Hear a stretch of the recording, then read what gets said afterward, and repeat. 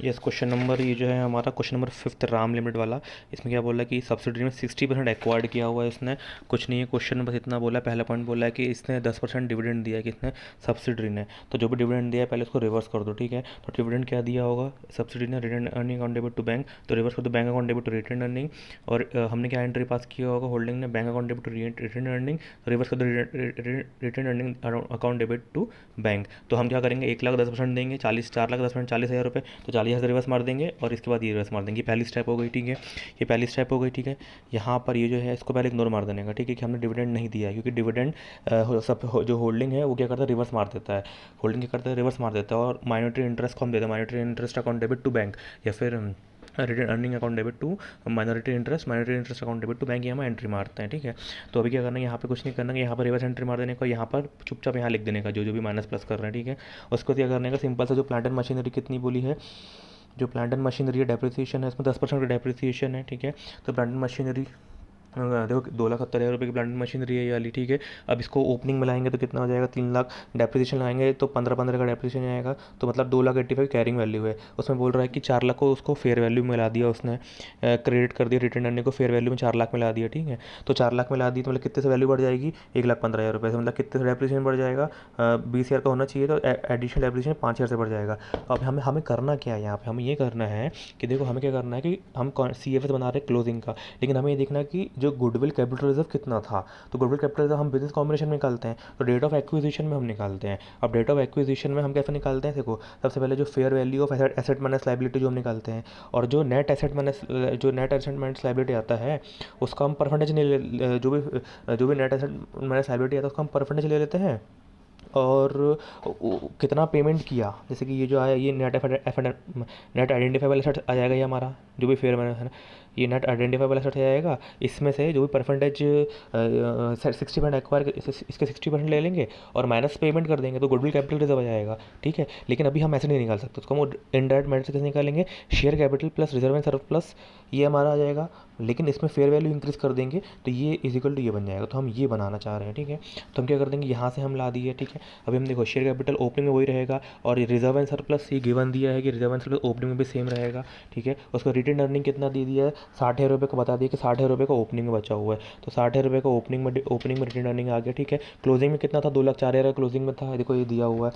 Closing में 2,04,000 रुपये का रिटेन अर्निंग था, ये जो हमने अभी बनाया, ये लिख के रखने का, इसलिए बहुत कन्फ्यूजन है अगर। तो 2,04,000 रुपये का ये बना दिया हमने, 2,04,000 रुपये का क्लोजिंग हो जाएगा, तो ओपनिंग में कितने का प्रॉफिट हो जाएगा, this minus this divide by 2, तो इतने कितने का प्रॉफिट हो गया, ठीक है। उसके बाद ये सबको ऐड कर देंगे, हम यहाँ पे लाएंगे, तो ये क्या है, रिजर्व शेयर कैपिटल रिजर्व आ जाएगा, ठीक है। लेकिन फेयर वैल्यू इंक्रीज कौन लेगा, तो हम ले लेंगे, देखो 1,15,000 सबसे पहले इसको ले लिए, उसके बाद जो भी इंक्रीज था वो ले लिए, उसके बाद ये आ गया, ये net fair value of assets है, ठीक है, जो एसेट माइनस लायबिलिटी से आता है, ये हमने ला लिए। अब इसका 60% हमने एक्वायर किया, तो 40% माइनॉरिटी इंटरेस्ट में आएगा, और 8,00,000 का पेमेंट किया तो इतना गुडविल में जाएगा, बस बैलेंस शीट बन जाएगी हमारी। कुछ नहीं करना, गुडविल को ले लेने का। गुडविल को ले लिया हमने, लैंड एंड बिल्डिंग ओपनिंग की सबसे पहले हमारा लिख लिए, जो भी हमारा था ये पूरा लिख लिए, इंक्लूडिंग 5,000 और 24,000 लेना, ठीक है। ये ले लिए, उसके बाद क्या कर देने का, उसके बाद ये जो 422,800 है इसको ले लेने का, ठीक है। और 400 गुडविल को ले लेने का, है ना। एंड देन उसके बाद क्या करने का, ये सब ले लिया हमने। एंड देन उसके बाद देखने का कि देखो ये जो है 40,000 67,000 ये दोनों में बटेगा, 40,200 इसमें बटेगा, प्रॉफिट एंड लॉस में आएगा। ये 26,000 माइनॉरिटी इंटरेस्ट में आएगा, तो 26,800 गया माइनॉरिटी इंटरेस्ट में, और 40,200 रुपये 200 गया इसमें गया, ठीक है। उसके बाद ये दो एंट्री हो गई, हमने मार दिए। अभी क्या बचा हमारे पास, 10% का जो हम डिविडेंड पे कर रहे हैं, तो minority interest account debit to bank, तो माइनॉरिटी इंटरेस्ट क्रिएट करेंगे, माइनॉरिटी इंटरेस्ट और दोनों क्रिएट कर देंगे, दोनों एंट्री हो गई।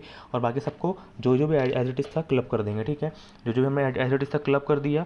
तो अभी अगर हम क्रॉस करना चाहेंगे तो देखो 5,60,000 जो हमारा ये था, 5,60,000 इन सब का फेयर वैल्यू माइनस करते तो कितना आना चाहिए, देखो 5,60,000 प्लस 3,80,000 प्लस 1,02,800 प्लस 56,000, ये मैं ले रहा हूँ 56,000, ठीक है, प्लस 80,000 माइनस 54,800, तो 1,11,24,000 इतना का डेबिट माइनस क्रेडिट होना चाहिए, ठीक है। अब ये है कि नहीं, देखो 11,24,000 रुपये ये है, इसमें से 10,54,000 10,57,000 प्लस 67,000, तो ये होना चाहिए उतना नहीं, देखो आ रहा है 11,24,000, ये सेम आ गया। तो ये आ गया, इसमें से हम क्या कर रहे हैं, इसमें से डेबिट माइनस क्रेडिट से इतना इतना माइनॉरिटी इंटरेस्ट में डाल दिए, और इतना हमने गुडविल में डाल दिया। और ये जो है ये वाला अमाउंट, ये जो 8 लाख रुपये का जो हम यहाँ पे लेते हैं ना, इसको हमने बैलेंस शीट में लिया ही नहीं, तो समझो इसको हमने माइनस कर दिया, ठीक है। तो ये हमारी बैलेंस शीट मैच हो जाएगी। तो बस इन दोनों को क्लब करके लेने का और इन दोनों को क्लब करके लेने का। और एक चीज़ और है कि जो हम इन्वेंट्री, जो ट्रेड पेबल है, ट्रेड पेबल में यहाँ पे हम क्या कर रहे हैं, माइनस कर रहे हैं 20,000 रुपये का। लेकिन यहाँ पर भी ये जो ट्रेड पेबल है ये माइनस हो रहा है, मतलब इंक्रीज़ हो रहा है, तभी तो माइनस करेंगे। तो यहाँ पे इंक्रीज़ करना है। देखो ये चेन होल्डिंग वाला क्वेश्चन है, ये इंपॉर्टेंट क्वेश्चन। देखो पी का, देखो पी एस में 80% होल्ड करते हैं, मतलब एस में पी का 80% है और बचा 20% अदर का है। और एस भी एस एस को होल्ड करता है, तो इसमें से एस का 75% एस में है और 25% अदर का होगा। तो देखो एस में पी का इतना है, इसका इतना है, एस में एस का इतना है, एन सी आई का इतना है, ठीक है। उसके इसमें लेकिन एस में हमारा कितना है, 60% है पी का। हमारी बुक में कंसिडरेशन करेंगे तो हमारी बुक में 60 है, ठीक है। मतलब अदर का 15 हो गया, तो अदर कितना हो गया, 40 हो गया। बस ये रेशियो बना लेने का, उसके बाद चालू कर देने का। हम वही निकालने वाले, क्या निकालने वाले हैं कि शेयर कैपिटल रिजर्व्स देखने वाले हैं ओपनिंग क्लोजिंग में, और कितना चेंजेस आया है वो देखने वाले हैं। और जितना फेयर वैल्यू चेंजेस आया अगर दिया होगा तो दे लेंगे। इसमें दिया नहीं है कि फेयर वैल्यू कितना चेंजेस हुआ है, तो हमारे लिए फ़ायदेमंद है, ठीक है। तो सबसे पहले हम पी और एस का ले रहे हैं, ठीक है। देखो पी और एस का एक्विजिशन डेट इतना हो गया, ठीक है, क्लोजिंग ओपनिंग, ठीक है। अब देखो शेयर कैपिटल हमेशा मानना है कि ओपनिंग में इतना ही था। शेयर कैपिटल जो है हमारा, ये देखो शेयर कैपिटल जो हम ले रहे हैं एसएस लिमिटेड को लेने वाले हैं, तो 400 का ओपनिंग में इतना ही है, ठीक है। क्लोजिंग 150, ठीक है, 400 150, तो 400 150 हो गया। देखो 400 ओपनिंग में हो गया, ठीक है। क्लोजिंग में कितना था, 100 और 50, यहाँ मानने का 100 और 50 था, ठीक है। अभी देखो ओपनिंग में बता दिया कि यहाँ पर ओपनिंग में 80 और 20 था, 80 था और 20 था।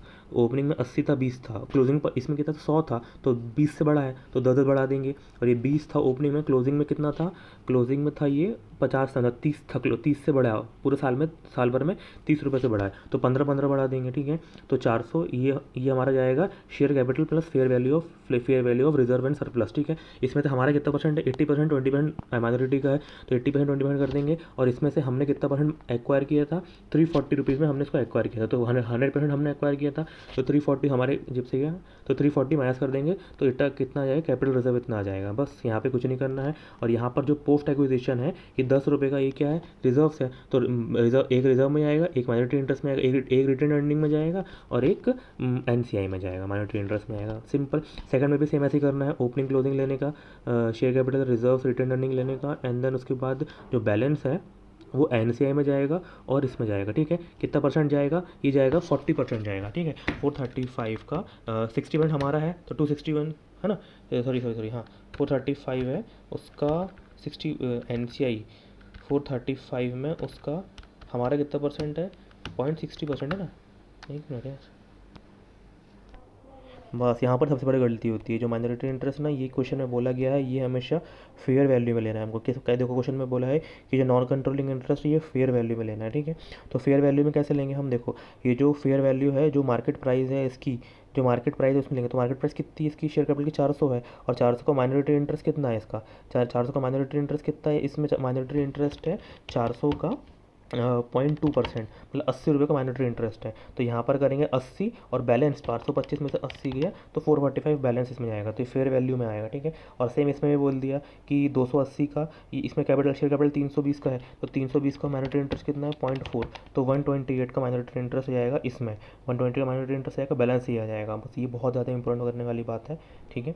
ये बहुत ज़्यादा इंपॉर्टेंट वाली बात है, ये यहाँ पर जो अटक रहा है, ठीक है। फेयर वैल्यू में लेना है, माइनॉरिटी इंटरेस्ट को लिख लेना पेपर में, ठीक है। एंड देन उसके बाद ये कंप्लीट हो जाता है। एंड देन उसके बाद हम आते हैं, देखो ये हमारा कंप्लीट हो गया। एंड देन बस यहाँ पर एक चीज़ ये करने बाती है, हम यहाँ पे क्या करते हैं कि ये जो एनसीआई में इतना दिया और हमारे पास इतना है, ठीक है। अब इसमें से हम क्या करते हैं, भड़ से क्या कर देंगे, जो हमारा 280 का जो पेमेंट आया है, 280 रुपये का जो पेमेंट हमने किया है, 280 में से ये 280 का जो पेमेंट किया है, 280 में से हमने कितना पेमेंट किया है, 80% पेमेंट किया है। और माइनॉरिटी हमारा कितना, हमारा 80% गया है और 20% माइनॉरिटी का गया है, तो 280 का ये परसेंट, 280 का 0.2% हमारा है 56 माइनॉरिटी इंटरेस्ट का है, और माइनस 280 हमारा 224 गया। तो बस यहाँ से इतना माइनस कर देंगे परसेंट कंसिडरेशन में से, और ये इसको इक्वल टू 280 है, तो एनसीआई में इतना डालेंगे, इसमें इतना डालेंगे, और बैलेंस ये 6 रिजर्व में डालेंगे। 60-40 का रेशियो, 60-40 का रेशियो लिख लेंगे, 60-40 का रेशियो, ठीक है। ये एक चीज़ कंप्लीट हो जाती है यहाँ पर, पहला स्टेप कंप्लीट हो जाती है। बस यहाँ पे दो चीज़ अटकती है कि फेयर वैल्यू में लेना है और उसमें लेना है, बस बाकी कुछ भी नहीं बचता है। यहाँ पर क्या बोला है कि जो 8 लाख रुपए का कॉस्ट था, 10 लाख में बेचा, 2 लाख का प्रॉफिट है, तो 2 लाख रुपए का इन्वेंट्री में से माइनस कर देंगे, 2 लाख रुपए का इन्वेंट्री में से माइनस कर देंगे।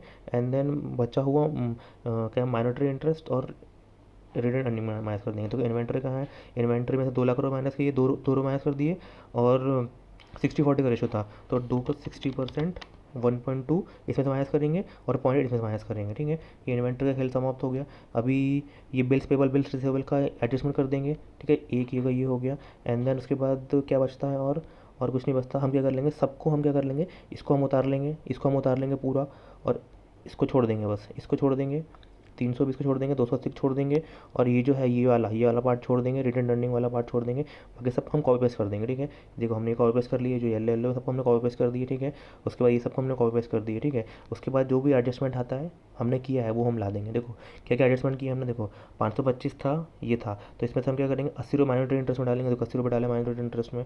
ठीक है, ये आया NCI में। ठीक है, उसके बाद क्या डाला, 105 रुपये कैपिटल रिजर्व में डाल दिया, 105 रुपये कैपिटल रिजर्व में डाल दिया। उसके बाद क्या बचता है, 10 और 15, तो 8 2 12 3, 8 2 12 3 में डाल दिए, 8 2 12 3। ठीक है, उसके बाद क्या बचता है, ये हमारा कंप्लीट हो गया, ये लेग कंप्लीट हो गया।